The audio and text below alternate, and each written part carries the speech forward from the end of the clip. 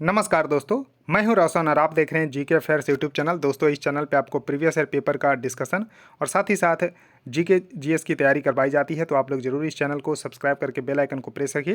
देखिए, GK GS की रामबाण का सीरीज चल रही है। 37वां लेक्चर आप लोगों के सामने है। इसमें हम विभिन्न परीक्षाओं में पूछे गए प्रश्न को डिस्कस करते हैं, जो कि आने वाले एग्जाम के लिए इंपॉर्टेंट होगा, जैसे DFCCL, CGPTM, SSC, RRB। तो इसको TCS स्पेशल हम रखने की कोशिश करते हैं। PDF चाहिए तो आप हमारे टेलीग्राम चैनल से जुड़ सकते हैं, जिसका लिंक आपको नीचे डिस्क्रिप्शन में मिल जाएगा। और आपके पास भी कोई भी एग्जाम का क्वेश्चन पेपर होता है तो gkfairs25@gmail.com पे भेज सकते हैं, ताकि उसको भी हम यहाँ पर डिस्कस कर सकें। तो देखिए, क्वेश्चन नंबर 541 है। जी हाँ, 541 नंबर क्वेश्चन है, जो कि CGPTM पेटेंट एग्जामिनर 2018 में क्वेश्चन पूछे गए थे कि भारत किसकी याद में राष्ट्रीय खेल दिवस मनाता है। तो सबसे पहले प्रश्न उठता है कि राष्ट्रीय खेल दिवस मनाया कब जाता है। तो 29 अगस्त इसका सही उत्तर होगा। लेकिन मेजर ध्यानचंद के जन्म दिवस के रूप में हम लोग जो है राष्ट्रीय खेल दिवस मनाते हैं। तो हॉकी के जादूगर मेजर ध्यानचंद को बोला जाता है, इसको ध्यान रखिएगा। तो इन्हीं के नाम पे जो है भारत का सर्वोच्च जो खेल सम्मान है, मेजर ध्यानचंद खेल रत्न अवार्ड है, इन्हीं के नाम पे रखा गया है। तो 29 अगस्त इसका सही उत्तर होगा। मेजर ध्यानचंद के जो है याद में जो है राष्ट्रीय खेल दिवस मनाया जाता है।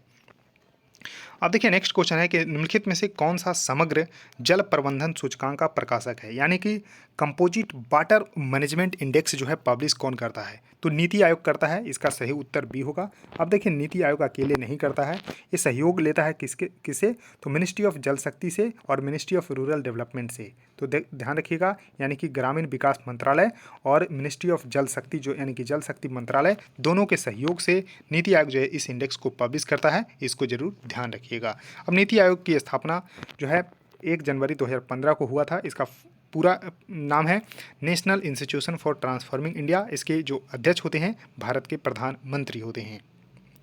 अब देखिए, नेक्स्ट क्वेश्चन आपके सामने है कि प्रोजेक्ट नवलेखा। तो प्रोजेक्ट नवलेखा बहुत ही इंपॉर्टेंट है, जो क्या करता है, जो भारतीय भाषाओं को बढ़ावा देने के लिए एक कार्यक्रम है। तो किसके द्वारा शुरू किया गया था। तो यहाँ पर आपको जरूर ध्यान रखना है, गूगल के द्वारा प्रोजेक्ट नवलेखा जो है शुरू किया गया है, जो कि भारतीय भाषाओं को बढ़ावा देने के उद्देश्य से जो है प्रोजेक्ट नवलेखा जो है शुरू किया गया है गूगल के द्वारा। अब देखिए, नेक्स्ट क्वेश्चन आपके सामने है कि सोलर चरखा मिशन निम्नलिखित में से किस क्षेत्र से संबंधित है। तो देखिए, गांधी जी भी यहाँ पर आपको चरखा चलाते हुए नजर आते हैं। क्यों? क्योंकि यहाँ पर गांधी जी का मानना था कि अगर हम ग्रामीण क्षेत्र में छोटे छोटे रोजगार स्थापित कर देंगे, तभी जो है भारत की तरक्की हो सकती है। तो सोलर चरखा मिशन भी जो है इसी उद्देश्य के लक्ष्य से जो है यहाँ चलाया गया है, सूक्ष्म लघु और मध्यम उद्यम मंत्रालय के द्वारा, यानी कि ministry of micro small and medium enterprises के द्वारा जो है इसको शुरू किया गया है, सोलर चरखा मिशन। इसको जरूर ध्यान रखिएगा। अब देखिए, नेक्स्ट क्वेश्चन आपके सामने है कि वैश्विक बाजार में भारतीय अंतरिक्ष उत्पादों का विपणन करने के लिए भारत सरकार ने अंतरिक्ष विभाग की एक वाणिज्यिक शाखा ओपन की है, जिसको एंट्रिक्स कॉरपोरेशन से नाम दिया गया है। तो इसरो तो अपना काम कर ही रहा है, भारत के स्पेस मिशन को जो है पूरी तरह से कार्यान्वित कर रहे हैं।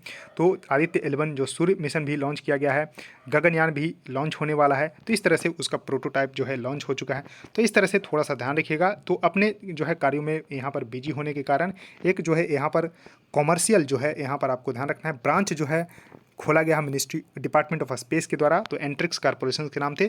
तो इसको शुरू कब किया गया था, तो 28 सितंबर, ध्यान रखिएगा, 28 सितंबर 1992 को ही इसकी शुरुआत हो गई है। इसका भी हेडक्वार्टर कहाँ पर है, तो बंगलोर में स्थित है, जैसा कि इसरो के हेडक्वार्टर है बंगलोर में।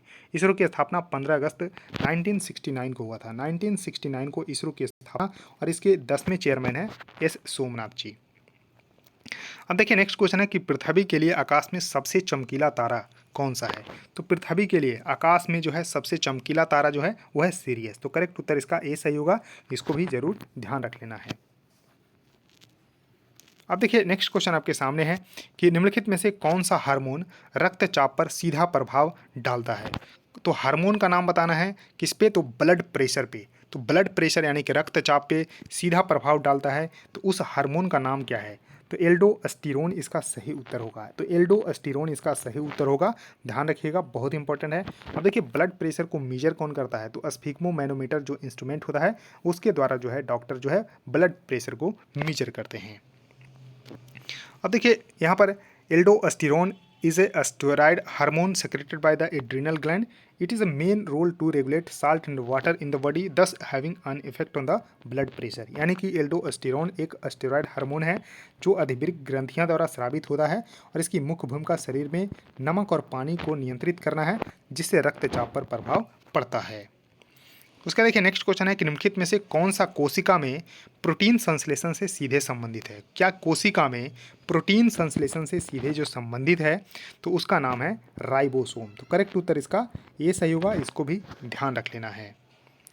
अब देखिए नेक्स्ट क्वेश्चन आपके यहाँ पर आपको इसके बारे में जानकारी प्राप्त कर लीजिए कि राइबोसोम को प्रोटीन की फैक्ट्री के रूप में जाना जाता है। जी हाँ, राइबोसोम को प्रोटीन की फैक्ट्री, लाइसोसोम को आत्मघाती थैली और माइटोकॉन्ड्रिया को पावर हाउस ऑफ सेल के रूप में जाना जाता है। तो राइबोसोम क्या करता है, क्योंकि वे प्रोटीन संश्लेषण का मुख्य स्थल है। प्रोटीन संश्लेषण कहाँ पर होता है तो राइबोसोम में होता है, इसलिए प्रोटीन की फैक्ट्री इसको बोला जाता है। और इसमें 2 सब यूनिट होते हैं और प्रत्येक सब यूनिट एक या अधिक राइबोसोमल आरएनए अणुओं राइबोसोमल प्रोटीन से बना होता है, इसलिए इन्हें आरएनए कण भी कहा जाता है। आरएनए पार्टिकल भी किसको बोला जाता है तो राइबोसोम को ही बोला जाता है। अब देखिए नेक्स्ट क्वेश्चन है कि वर्गीकी के जनक के रूप में किसे जाना जाता है, यानी कि फादर ऑफ सिस्टमेटिक्स किसे बोला जाता है। तो वर्गीकी के जनक जो है किनको जाना जाता है तो ध्यान रखिएगा, तो लिनियस को बोला जाता है। तो जी हाँ, जो यहाँ पर लिनियस जो है वर्गीकी के जनक हैं, तो करेक्ट उत्तर इसका बी सही होगा। अब देखिए नेक्स्ट क्वेश्चन है कि इंसुलिन शरीर के किस अंग द्वारा स्रावित होता है। तो जो यहाँ पर इंसुलिन है वो secreted by which of the following organ. तो किस ऑर्गन से इंसुलिन जो है स्रावित होती है तो ध्यान रखिएगा, यहाँ पर आपको यकृत इसका सही उत्तर होगा। तो करेक्ट उत्तर इसका दोस्तों यकृत इसका यहाँ पर पैनक्रियाज इसका सही उत्तर होगा कि इंसुलिन जो स्रावित होता है वो अग्नाशय के द्वारा स्रावित होता है। जरूर ध्यान रखिएगा कि इंसुलिन शरीर के किस अंग द्वारा स्रावित होता है तो पैनक्रियाज यानी कि अग्नाशय द्वारा जो है स्रावित होता है। करेक्ट उत्तर इसका ए सी सही हो जाएगा, इसको जरूर ध्यान रखिएगा। अब देखिए नेक्स्ट क्वेश्चन है कि लंबाई के घटते क्रम में क्या करना है। तो लंबाई के घटते क्रम में यानी कि arrangement of the chromosome in the decreasing order of the length है। तो किसके तो लंबाई के घटते क्रम में क्या करना है तो गुणसूत्रों की व्यवस्था करना है। तो इसको क्या बोलते हैं तो दोस्तों इसको इडियोग्राम बोलते हैं। तो करेक्ट उत्तर इसका बी सही होगा, यानी कि लंबाई के घटते क्रम में गुणसूत्रों की व्यवस्था को इडियोग्राम बोला जाता है। अब देखिए नेक्स्ट क्वेश्चन है कि निम्नलिखित में से कौन सा एंजाइम की कमी से होने वाला रोग नहीं है। तो देखिए नहीं है, इस पे जरूर ध्यान रखिएगा, यानी कि एंजाइम की कमी से होने वाला इसमें रोग कौन कौन सा है। तो दोस्तों गौचर रोग, तो गौचर जो डिजीज़ है वो एंजाइम के कारण होता है। उसके बाद देखिए फेनिल केटोनूरिया जो है ये भी होता है एंजाइम के। फैब्री रोग भी होता है, लेकिन एडिसन रोग जो है ये एंजाइम के कारण नहीं होता है। करेक्ट उत्तर इसका डी होगा। तो देखिए यहाँ पर इसके बारे में जानिए एडिसन रोग के बारे में। तो देखिए एडिसन जो रोग होता है वो अधिवृक्क अपर्याप्तता भी कहा जाता है, यानी कि एड्रिनल इनसफिशिएंसी भी बोला जाता है। एक असामान्य बीमारी है जो तब होती है जब शरीर कुछ हार्मोन पर्याप्त मात्रा में नहीं बना पाता है। तो ये हार्मोनल संबंधी जो है ये बीमारी है एडिसन डिजीज, न कि एंजाइम संबंधी। तो इसको जरूर ध्यान रखिएगा। अब देखिए नेक्स्ट क्वेश्चन है कि भारत के प्रतीक चिन्ह की आधार पट्टिका के नीचे जो है यहाँ पर अंकित सत्यमेव जयते शब्द कहाँ से लिया गया है। तो देखिए हिंदी भी यहाँ पर थोड़ा सा देख लीजिए कि सत्यमेव जयते कहाँ से लिया गया है। तो मुंडक उपनिषद से लिया गया है, लेकिन यहाँ पर हम इंग्लिश वाले क्वेश्चन यहाँ पर इसको तवज्जो दीजिए।